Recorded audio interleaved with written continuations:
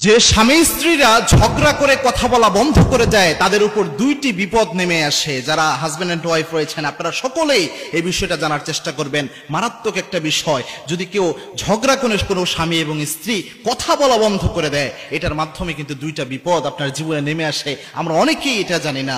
এটা অন্যতম একটা জিনিস। আল্লাহর হাবিব সাল্লাল্লাহু আলাইহি ওয়াসাল্লামের দাম্পত্য জীবনটা আপনি দেখেন, বর্তমানে দাম্পত্য জীবনে এত কলহ, এত ভেজাল কেন? বর্তমান বাংলাদেশে দেখবেন বেশিরভাগ ডিভোর্সের কেস হচ্ছে এবং প্রতিদিন গড়ে অনেক মানুষ তারা ডিভোর্সের দিকে ধাবিত হচ্ছে, অনেক সংসার টিকতেছে না। এর অন্যতম কয়েকটা কারণ, তার মধ্যে একটা কারণ হচ্ছে রাসূল সাল্লাল্লাহু আলাইহি ওয়াসাল্লামের যে দাম্পত্য জীবনের আদর্শ, ওটা আমরা আমাদের জীবনে মানতে পারি নাই, যার কারণে এটা হয়। আল্লাহর হাবিবের জীবন দেখলেই বোঝা যায়। তার মধ্যে স্বামী স্ত্রী যখন কথা বলা বন্ধ করে দেয়, একটা মারাত্মক বিষয় এখানে ঘটে। মনে রাখবেন, দুষ্ট জিন বা ইবলিস শয়তানের অন্যতম একটা মিশন রয়েছে। প্রত্যেকের কিন্তু একটা মিশন থাকে। ইবলিস শয়তানের একটা মারাত্মক মিশন রয়েছে।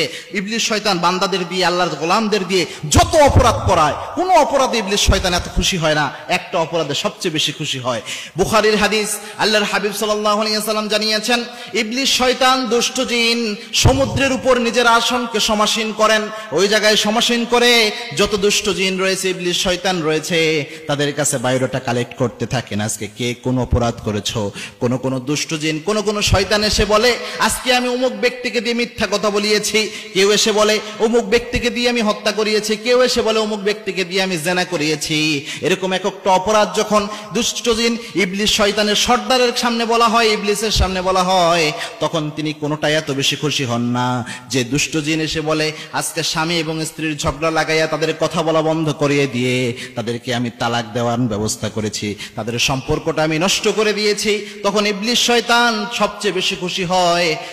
খুশি হয়ে তখন সমস্ত শয়তানের মধ্যে তাকে পুরস্কৃত করে ফেলে, সমস্ত শয়তানের মধ্যে তাকে পুরস্কৃত করে। বুখারীর হাদিস, অত্যন্ত সহিহ সূত্রে বর্ণনা এসেছে। সুতরাং স্বামী স্ত্রী যদি ঝগড়া করে কথা বলা বন্ধ করে, একটা পর্যায়ে দুষ্ট জিন চেষ্টা করে, এই যে একটা সুযোগ পাওয়া গিয়েছে, কথা বলা বন্ধ করেছে, এই জায়গাটা কিভাবে এদেরকে এই সংসারটা নষ্ট করে তালাক দেওয়ার ব্যবস্থা করা যেতে পারে। কেননা তারা বসেই থাকে যে ইবলিস শয়তানদের যে সর্দার রয়েছে তার কাছে পুরস্কার নেওয়ার জন্য, যে সংসারটা আমি নষ্ট করে দেব।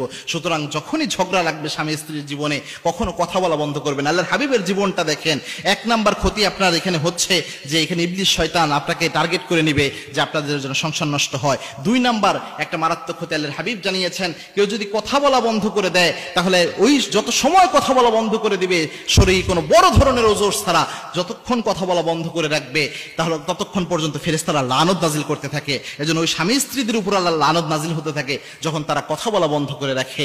আরেকটা বিষয় দেখেন, আল্লাহর হাবিব সাল্লাল্লাহু আলাইহি ওয়াসাল্লামের জীবন দেখেন। আল্লাহর হাবিব সাল্লাল্লাহু আলাইহি ওয়াসাল্লাম যখন সামান্য মন খারাপ করতেন, তার স্ত্রীরা পেরেশান হয়ে যেতেন কিভাবে আল্লাহর হাবিব সাল্লাল্লাহু আলাইহি ওয়াসাল্লামের রাগ ভাঙানো যায়। আবার স্ত্রীরা যদি কখনো অভিমান করতেন, কখনো মন খারাপ করতেন, আল্লাহর হাবিব সাল্লাল্লাহু আলাইহি ওয়াসাল্লাম নিজেও পেরেশান হয়ে যেতেন কিভাবে স্ত্রীর মনকে ভালো করা যায়। কখনো আল্লাহর হাবিব সাল্লাল্লাহু আলাইহি ওয়াসাল্লাম তার স্ত্রীর সাথে কথা বলা বন্ধ করে দেন নাই। দুই একটা ঘটনা পাওয়া যায়, তবু যত দ্রুত সম্ভব আল্লাহর হাবিব সাল্লাল্লাহু আলাইহি ওয়াসাল্লাম তাদের মনকে সন্তুষ্ট করে ফেলেছেন। আল্লাহ রাব্বুল আলামিন রাসূলকে একমাত্র আদর্শ হিসেবে মেনে আমাদের পরিবারগুলোকে রাসূলের সুন্নাহ অনুযায়ী সাজানোর তৌফিক আল্লাহ আমাদের সকলকে দান করুন। আল্লাহুম্মা আমিন।